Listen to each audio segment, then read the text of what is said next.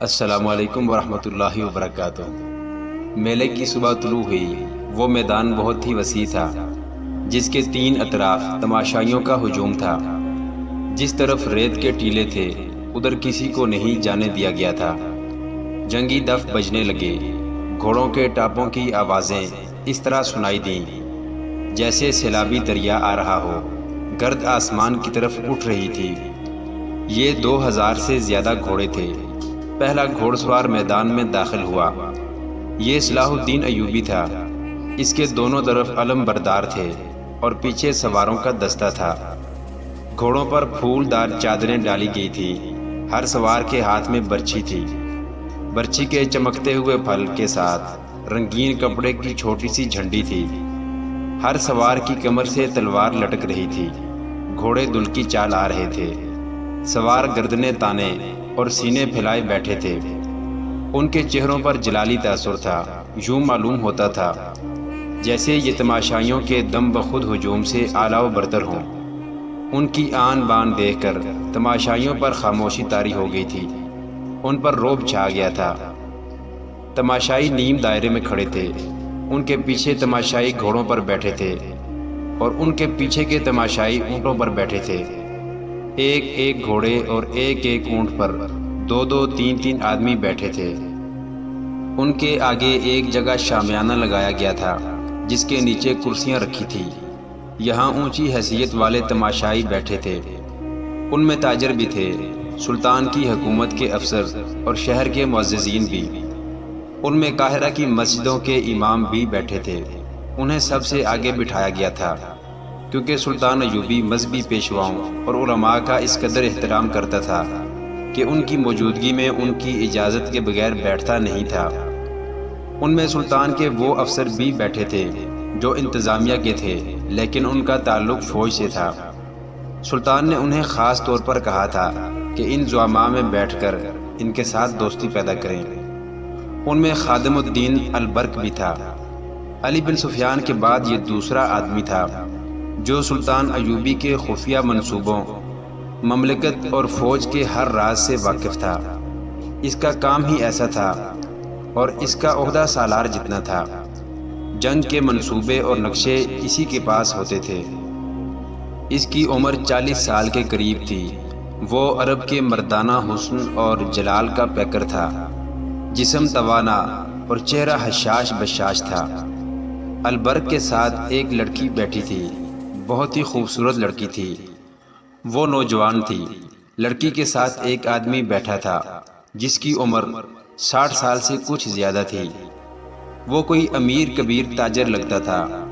البرق کئی بار اس لڑکی کی طرف دیکھ چکا تھا۔ ایک بار لڑکی نے بھی اسے دیکھا تو مسکرا دی۔ پھر اس نے بوڑھے کی طرف دیکھا تو اس کی مسکراہٹ غائب ہو گئی۔ گھوڑے تماشائیوں کے سامنے سے گزر گئے تو شتر سوار آ گئے۔ اونٹوں کو گھوڑوں کی طرح رنگ دار چادروں سے سجایا گیا تھا۔ ہر سوار کے ہاتھ میں ایک لمبا نیزہ اور اس کے پھل سے ذرا نیچے 3-3 انچ چوڑے اور 1.5 فٹ لمبے 2 رنگے کپڑے جھنڈیوں کی طرح بندھے ہوئے تھے۔ ہوا میں وہ پھڑپھڑاتے بہت ہی خوبصورت لگتے تھے۔ ہر سوار کے کندھوں سے ایک کمان آویزاں اور اونٹ کی زین کے ساتھ رنگین ترکش بندی تھی۔ اونٹوں کی گردنیں خم کھا کر اوپر کو اٹھی ہوئی اور سر جیسے فخر سے اونچے ہو گئے تھے۔ سواروں کی شان نرالی تھی۔ گھوڑ سواروں کی طرح ہر شتر سوار سامنے دیکھ رہا تھا۔ ان کی آنکھیں بھی دائیں بائیں نہیں دیکھتی تھی۔ یہ اونٹ انہی اونٹوں جیسے تھے جن پر تماشائی بیٹھے ہوئے تھے، لیکن فوجی ترتیب، فوجی چال اور فوجی سواروں کے نیچے وہ کسی اور جہان کے لگتے تھے۔ البرق نے اپنے پاس بیٹھی ہوئی لڑکی کو ایک بار پھر دیکھا۔ اب کہ لڑکی نے اسے آنکھوں میں آنکھیں ڈال کر دیکھا۔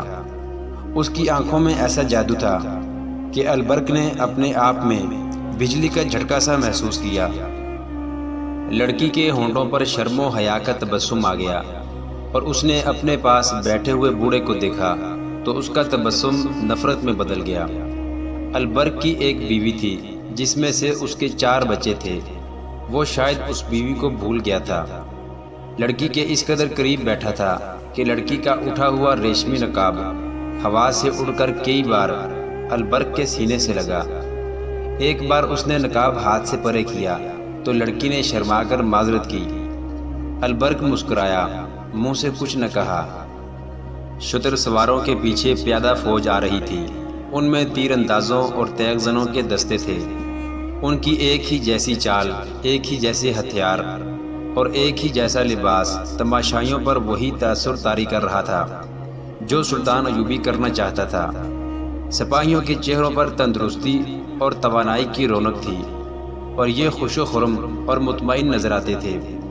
یہ ساری فوج نہیں، صرف منتخب دستے تھے۔ ان کے پیچھے منجنیقیں آ رہی تھیں جنہیں گھوڑے گھسیٹ رہے تھے۔ ہر منجنیق دستے کے پیچھے ایک ایک گھوڑا گاڑی تھی جس میں بڑے بڑے پتھر اور ہانڈیوں کی قسم کے برتن رکھے تھے۔ ان میں تیل جیسی کوئی چیز بھری ہوئی تھی جو منجنیقوں سے پھینکی جاتی تھی۔ جہاں یہ برتن گرتا تھا وہ کئی ٹکڑوں میں ٹوٹ کر سیال مادے کو بہت سی جگہ پر بکھیر دیتا تھا۔ اس پر آتشین تیر چلائے جاتے تو سیال مادہ شعلے بن جاتا۔ سلطان ایوبی کی قیادت میں یہ سوار اور پیادہ دستے نیم دائرے میں کھڑے اور بیٹھے ہوئے تماشائیوں کے آگے سے دور آگے نکل گئے۔ صلاح الدین ایوبی راستے میں سے واپس آ گیا۔ اس کے گھوڑے کے آگے علمبرداروں کے گھوڑے، دائیں بائیں اور پیچھے محافظوں کے گھوڑے اور ان کے پیچھے نائب سالاروں کے گھوڑے تھے۔ سلطان نے گھوڑا روک لیا، کود کر اترا اور تماشائیوں کو ہاتھ ہوا میں لہرا لہرا کر سلام کرتا شامیانے کے نیچے چلا گیا۔ وہاں بیٹھے ہوئے تمام لوگ اٹھ کھڑے ہوئے۔ سلطان ایوبی نے سب کو سلام کیا اور اپنی نشست پر بیٹھ گیا۔ سوار اور پیادہ دستے دور آگے جا کر ٹیلوں کے عقب میں چلے گئے۔ میدان خالی ہو گیا۔ ایک گھوڑ سوار سرپٹ گھوڑا دوڑاتا آیا۔ اس کے ایک ہاتھ میں گھوڑے کی لگام اور دوسرے میں اونٹ کی رسی تھی۔ اونٹ گھوڑے کی رفتار کے ساتھ دوڑتا آ رہا تھا۔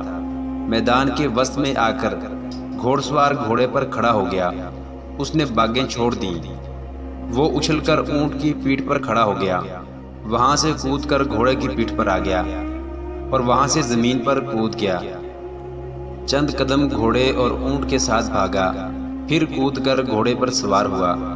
گھوڑے اور اونٹ کی رفتار میں کوئی فرق نہیں آیا تھا۔ گھوڑے کی پیٹھ سے وہ اونٹ کی پیٹھ پر چلا گیا اور دور آگے جا کر غائب ہو گیا۔ خادم الدین البرق دائیں کو ذرا سا جھکا۔ اس کے منہ اور لڑکی کے سر کے درمیان 2-3 انچ کا فاصلہ رہ گیا تھا۔ لڑکی نے اسے دیکھا۔ البرق مسکرایا۔ لڑکی شرما گئی۔ بوڑھے نے دونوں کو دیکھا۔ اس کے بوڑھے ماتھے کے شکن گہرے ہو گئے۔ اچانک ٹیلوں کے پیچھے سے ہانڈیوں کی طرح کے مٹی کے وہ برتن جو گھوڑا گاڑیوں پر لدے ہوئے تھے اوپر کو جاتے، آگے آتے اور میدان میں گرتے نظر آئے۔ برتن ٹوٹتے تھے تو تیل اچھل کر بکھر جاتا تھا۔ کم و بیش 100 برتن گرے اور ان سے نکلا ہوا مادہ تقریباً 100 گز لمبائی اور اسی قدر چوڑائی میں بکھر گیا۔ ایک ٹیلے پر 6 تیر انداز نمودار ہوئے۔ انہوں نے جلتے ہوئے فلیتوں والے تیر چلائے جو سیال مادے والی جگہ گڑ گئے۔ فوراً وہ تمام جگہ ایک ایسا شعلہ بن گئی جو گھوڑے کی پیٹھ تک بلند اور کوئی 100 گز تک پھیلا ہوا تھا۔ ایک طرف سے 4 گھوڑ سوار گھوڑے پوری رفتار سے دوڑتے آئے۔ شعلے کے قریب آ کر وہ رکے نہیں، رفتار کم بھی نہ کی، چاروں شعلے میں چلے گئے۔ تماشائی دم بخود تھے کہ وہ جل جائیں گے، مگر وہ اتنے وسیع شعلے میں دوڑتے نظر آ رہے تھے۔ آخر وہ چاروں شعلے میں سے نکل گئے۔ تماشائیوں نے داد تحسین کا وہ شور بلند کیا کہ آسمان پھٹنے لگا۔ 2 سواروں کے کپڑوں کو آگ لگی ہوئی تھی۔ دونوں بھاگتے گھوڑوں سے ریت پر گرے اور تھوڑی دور لڑکنیاں کھاتے گئے۔ ان کے کپڑوں کی آگ بجھ گئی۔ البرق اس شور و غل اور سواروں کے کمالات سے نظریں پھرے ہوئے لڑکی کو دیکھ رہا تھا۔ لڑکی اس کی طرف دیکھتی اور ذرا سا مسکرا کر بوڑھے کو دیکھنے لگتی تھی۔ بوڑھا اٹھ کر جانے کیوں چلا گیا۔ لڑکی اسے جاتا دیکھتی رہی۔ البرق کو معلوم تھا کہ لڑکی بوڑھے کے ساتھ آئی ہے۔ اس نے لڑکی سے پوچھا، تمہارے والد صاحب کہاں چلے گئے ہیں؟ یہ میرا باپ نہیں، لڑکی نے جواب دیا، میرا خامند ہے۔ یہ خامند؟ البرق نے حیرت سے پوچھا، کیا یہ شادی تمہارے والدین نے کرائی ہے؟ اس نے مجھے خریدا ہے، لڑکی نے اداس لہجے میں کہا۔ وہ کہاں گیا ہے؟ البرق نے پوچھا۔ ناراض ہو کر چلا گیا ہے، لڑکی نے جواب دیا۔ اسے شک ہو گیا ہے کہ میں آپ کو دلچسپی سے دیکھتی ہوں۔ کیا تم واقعی مجھے دلچسپی سے دیکھتی ہو؟ البرق نے رومانی انداز سے پوچھا۔ لڑکی کے ہونٹوں پر شرمیلی سی مسکراہٹ آ گئی، دھیمی سی آواز میں بولی، میں اس بوڑھے سے تنگ آ گئی ہوں۔ اگر کسی نے مجھے اس سے نجات نہ دلائی تو میں خودکشی کر لوں گی۔ میدان میں سوار اور پیادہ فوجی حیران کن کرتب دکھا رہے تھے اور حرب و ضرب کے مظاہرے کر رہے تھے۔ تماشائیوں نے جنگی مظاہرے پہلے کبھی نہیں دیکھے تھے۔ انہوں نے صرف سوڈانی فوج دیکھی تھی جو خزانے کے لیے سفید ہاتھی بنی ہوئی تھی۔ اس کے کماندار بادشاہوں کی طرح باہر نکلتے تھے۔ ان کے ساتھ اگر فوج کا دستہ ہو تو وہ دیہات کے لیے مصیبت بن جاتے تھے، مویشی تک کھول کر لے جاتے تھے۔ کسی کے پاس اچھی نسل کا اونٹ گھوڑا دیکھتے تو زبردستی لے جاتے تھے۔ لوگوں کے دل میں یہ بات بیٹھ گئی تھی کہ فوج رعایا پر ظلم و تشدد کرنے کے لیے رکھی جاتی ہے، لیکن سلطان کی فوج بہت مختلف تھی۔ ایک تو وہ دستے تھے جو مظاہرے میں شریک تھے، باقی فوج کو سلطان کی ہدایات کے مطابق تماشائیوں میں پھیلا دیا گیا تاکہ وہ لوگوں کے ساتھ گھل مل کر ان پر یہ تاثر پیدا کریں کہ فوجی ان کے بھائی ہیں اور انہی میں سے ہیں۔ بدتمیزی یا بد اخلاقی کرنے والے فوجی کے لیے بڑی سخت سزا مقرر کی گئی تھی۔ خادم الدین البرق، جو سلطان ایوبی کی جنگی مشاورتی محکمے کا سربراہ اور رازداں تھا، سلطان کی ہدایات اور میلے کے شور و غل سے بالکل ہی لا تعلق ہو گیا تھا۔ لڑکی ایک جادو بن کر اس کی عقل پر غالب آ گئی تھی۔ اس نے لڑکی میں دلچسپی کا اظہار کیا، اسے لڑکی نے قبول کر لیا تھا۔ اس سے دونوں کے لیے سہولت پیدا ہو گئی۔ البرق نے کہیں ملنے کو کہا تو لڑکی نے جواب دیا کہ وہ خریدی ہوئی لونڈی ہے اور اس بوڑھے نے اسے قید میں رکھا ہوا ہے، وہ اس پر ہر وقت نظر رکھتا ہے۔ لڑکی نے یہ بھی بتایا کہ بوڑھے کے گھر 4 بیویاں ہیں۔ البرق نے اپنے رتبے کو فراموش کر دیا۔ عشق باز نوجوان کی طرح اس نے ملاقات کی وہ جگہیں بتانی شروع کر دی جہاں آوارہ آدمیوں کے سوا کوئی نہیں جاتا تھا۔ ان جگہوں میں ایک جگہ لڑکی کو پسند آ گئی۔ یہ شہر سے باہر قدیم زمانے کا کوئی کھنڈر تھا۔ البرق نے لڑکی سے یہ وعدہ بھی کیا کہ وہ اسے بوڑھے سے آزاد کرانے کی کوشش کرے گا۔ تیسری رات البرق گھر سے نکلا۔ وہ حاکموں کی شان سے گھر سے نکلا کرتا تھا، مگر اس رات وہ چوروں کی طرح باہر نکلا، ادھر ادھر دیکھا اور ایک طرف چل پڑا۔ قاہرہ پر سکوت طاری تھا۔ فوجی میلہ ختم ہوئے 2 دن گزر گئے تھے۔ باہر سے آئے ہوئے تماشائی جا چکے تھے۔ سرکاری حکم کے تحت عارضی کعبہ خانے اٹھا دیے گئے تھے۔ علی بن سفیان کا محکمہ اب یہ سراغ لگاتا پھر رہا تھا کہ باہر سے آئی ہوئی کتنی لڑکیاں اور کتنے مشکوک لوگ شہر یا مضافاتی دیہات میں رہ گئے ہیں۔ میلے کا مقصد پورا ہو گیا تھا۔ 2 ہی دنوں میں 4000 جوان فوج میں بھرتی ہو گئے تھے اور مزید بھرتی کی توقع تھی۔ البرق شہر سے نکل گیا اور اس نے اس کھنڈر کا رخ کیا جہاں لڑکی کو آنا تھا۔ صحرائی گیدڑوں کے سوا زمین و آسمان گہری نیند سو گئے تھے۔ لڑکی نے البرق سے کہا تھا کہ وہ بوڑھے کی قیدی ہے اور وہ اس پر ہر وقت نظر رکھتا ہے۔ پھر بھی البرق اس امید پر جا رہا تھا کہ لڑکی ضرور آئے گی۔ ممکنہ خطروں سے نمٹنے کے لیے اس کے پاس خنجر تھا۔ عورت ایسا جادو ہے کہ جس پر طاری ہو جائے وہ کسی کی پرواہ نہیں کیا کرتا۔ عقل و دانش اس کا ساتھ چھوڑ جاتے ہیں۔ البرق پختہ عمر کا آدمی تھا، مگر وہ نادان نوجوان بن گیا تھا۔ اسے اندھیرے میں کھنڈر کے قریب ایک تاریک سایہ سر سے پاؤں تک لبادے میں لپٹا ہوا نظر آیا اور کھنڈر کے کھڑے سیاہ بھوت میں جذب ہو گیا تو وہ تیز تیز چلتا کھنڈر میں پہنچا۔ گری ہوئی دیوار کے شگاف سے وہ اندر آ گیا۔ آگے اندھیرا کمرہ تھا۔ چھت میں بڑی زور سے کوئی بہت بڑا پرندہ پھڑپھڑایا۔ البرق نے ہوا کے تیز جھونکے محسوس کیے اور اچانک اس کے منہ پر تھپڑ پڑا۔ اس کے ساتھ ہی اسے چی چی کی آوازیں سنائی دینے لگی۔ وہ جان گیا کہ یہ بڑے چمگادڑ ہیں جن کے پنجے اس کا منہ نوچ ڈالیں گے۔ وہ بیٹھ گیا اور پاؤں پر سرکتا کمرے سے نکل گیا۔ کمرہ اڑتے چمگادڑوں سے بھر گیا تھا۔ آگے صحن تھا جس کے ارد گرد گول برآمدہ تھا۔ البرق نے یہ بھی نہ سوچا کہ ایک خریدی ہوئی لڑکی جس پر ہر وقت نظر رکھی جاتی ہے اس ہیبت ناک کھنڈر میں کیسے آئے گی، مگر برآمدے میں کسی کے قدموں کی دبی دبی آہٹ نے اسے بتا دیا کہ یہاں کوئی موجود ہے۔ اس نے کمر سے خنجر نکال کر ہاتھ میں لے لیا۔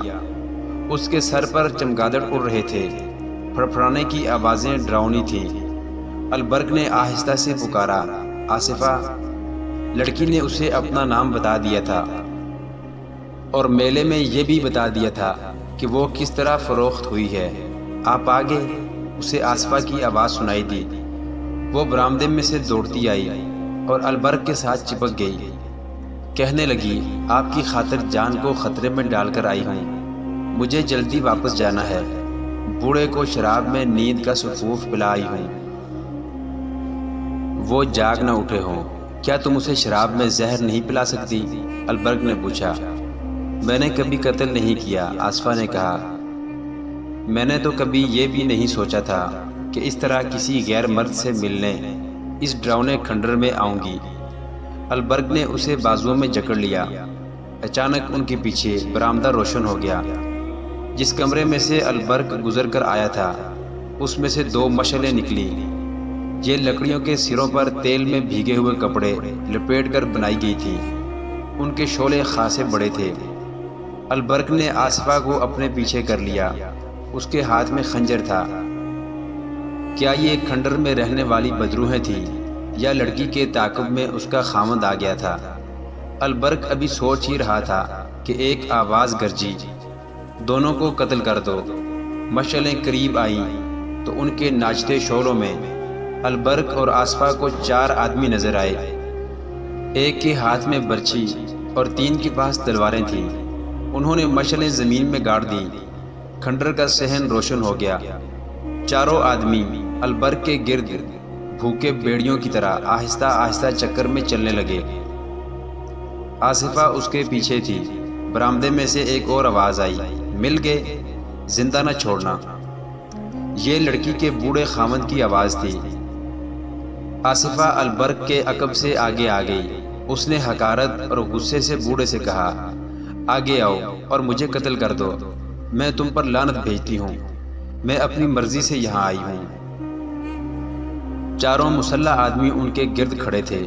برچھی والے نے برچھی آہستہ آہستہ آصفہ کی طرف کی اور اس کی نوک اور اس کے پہلو سے لگا کر کہا، مرنے سے پہلے برچھی کی نوک دیکھ لو، لیکن تم سے پہلے یہ شخص تڑپ تڑپ کر تمہارے سامنے مرے گا جس کی خاطر تم یہاں آئی ہو۔ آصفہ نے جھپٹا مار کر برچھی پکڑ لی اور جھٹکا دے کر برچھی چھین لی۔ آصفہ البرق سے الگ ہو گئی اور للکار کر کہا، آؤ آگے آؤ، میں دیکھتی ہوں کہ تم مجھ سے پہلے اس آدمی کو کس طرح قتل کرتے ہو۔ البرق خنجر آگے کیے اس کے سامنے آ گیا۔ لڑکی نے برچھی سے اس پر وار کیا جس سے اس نے برچھی چھینی تھی۔ وہ آدمی پیچھے کو بھاگا۔ اس کے ساتھیوں نے البرق پر حملہ کرنے کی بجائے صرف پینترے بدلے۔ وہ البرق کو آسانی سے قتل کر سکتے تھے مگر وہ بڑھ کر حملہ نہیں کر رہے تھے۔ آصفہ کی للکار گرج رہی تھی۔ وہ بڑھ کر وار کرتی تھی مگر وار خالی جاتا تھا۔ البرق نے ایک آدمی پر خنجر سے حملہ کیا تو 2 آدمی اس کے پیچھے آئے۔ آصفہ ایک ہی جست میں اس کے پیچھے ہو گئی۔ اس کے ہاتھ میں لمبی برچھی تھی جو تلوار کا مقابلہ کر سکتی تھی۔ خنجر تلوار کے مقابلے میں کچھ بھی نہیں تھا۔ بوڑھا ایک طرف کھڑا اپنے آدمیوں کو للکار رہا تھا۔ تھوڑی سی دیر انہوں نے البرق اور آصفہ پر حملے کیے۔ آصفہ ان پر ٹوٹ ٹوٹ پڑتی تھی۔ البرق وار بچاتا تھا اور خنجر سے وار کرنے کی کوشش کرتا تھا مگر عجیب امر یہ تھا کہ لڑکی کے حملوں کے باوجود کوئی زخمی نہیں ہوا۔ بوڑھے کے آدمیوں نے بھی تیغ زنی کے جوہر دکھائے مگر البرق اور آصفہ کو خراش تک نہ آئی۔ اتنے میں بوڑھے نے کہا، رک جاؤ، اور لڑائی بند ہو گئی۔ میں ایسی بے وفا لڑکی کو گھر میں نہیں رکھنا چاہتا۔ بوڑھے نے کہا، مجھے معلوم نہیں تھا کہ یہ اتنی دلیر اور بہادر ہے، اگر اسے میں زبردستی سے بھی لے گیا تو یہ مجھے قتل کر دے گی۔ میں تمہیں اس کی پوری قیمت دوں گا۔ البرق نے کہا، تم نے اسے کتنے میں خریدا تھا؟ بوڑھا ہاتھ بڑھا کر آگے بڑھا اور البرق سے ہاتھ ملا کر بولا، میرے پاس دولت کی کمی نہیں، میں یہ لڑکی تمہیں بخش دیتا ہوں۔ اسے تمہارے ساتھ اتنی محبت ہے کہ تمہاری خاطر اتنے سارے آدمیوں کے مقابلے میں آ گئی ہے۔ میں اسے اس لیے بھی تمہارے حوالے کرتا ہوں کہ یہ جنگجو نسل کی لڑکی ہے، میں تاجر اور سوداگر ہوں، یہ کسی تم جیسے جنگجو کے گھر میں اچھی لگے گی۔ تیسری وجہ یہ ہے کہ تم سلطان صلاح الدین ایوبی کی حکومت کے حاکم ہو، میں سلطان کا وفادار اور مرید ہوں، میں تمہیں ناراض نہیں کرنا چاہتا۔ جاؤ، میں نے اسے طلاق دی اور اسے تم پر حلال کر دیا۔ چلو دوستو، انہیں اکیلا چھوڑ دو۔ وہ مشعلیں اٹھا کر چلے گئے۔ البرق کی حیرت کی انتہا یہ تھی کہ اس کے پاؤں تلے زمین ہلنے لگی، اسے یقین نہیں آ رہا تھا۔ وہ اسے بوڑھے کا فریب سمجھ رہا تھا، اسے یہ خطرہ نظر آ رہا تھا کہ یہ لوگ راستے میں گھات لگا کر ان دونوں کو قتل کریں گے۔ آصفہ کے ہاتھ میں برچی تھی، وہ البرق نے لے لی اور کچھ دیر بعد کھنڈر سے نکلے۔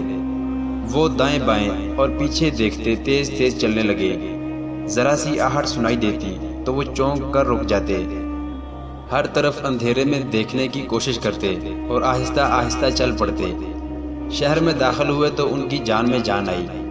آصفہ نے رک کر بازو البرق کے گلے میں ڈال دیے اور پوچھا، آپ کو مجھ پر اعتماد ہے یا نہیں؟ البرق نے اسے سینے سے لگا لیا، اس پر جذبات کا اتنا غلبہ تھا کہ کچھ بول نہ سکا۔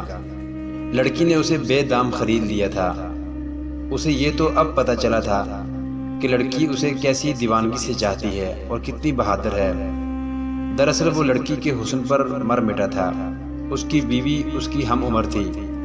آصفہ کو دیکھ کر اس نے محسوس کیا کہ وہ بیوی اس کے کام کی نہیں رہی۔ اس دور میں جب عورت فروخت ہوتی تھی، گھر میں بیوی کی کوئی حیثیت نہیں تھی۔ بیک وقت 4 بیویاں تو خاوند اپنا حق سمجھتا تھا، لیکن جو پیسے والے تھے وہ 2-4 خوبصورت لڑکیاں بغیر نکاح کے رکھ لیتے تھے۔ مسلمان امراء کو عورت نے ہی تباہ کیا تھا۔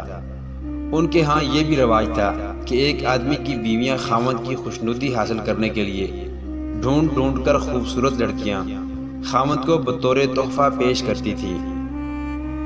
محترم ناظرین، صلاح الدین ایوبی کی زندگی کے واقعات پر مشتمل سیریز دیکھنے کے لیے چینل کو سبسکرائب ضرور کر لیں۔ گزشتہ اقساط دیکھنے کے لیے چینل پر پلے لسٹ کا وزٹ کریں۔ ویڈیو کو لائک اور شیئر ضرور کیجیے۔ کومنٹ باکس میں اللہ اکبر ضرور ٹائپ کریں۔ اللہ آپ کا حامی و ناصر ہو۔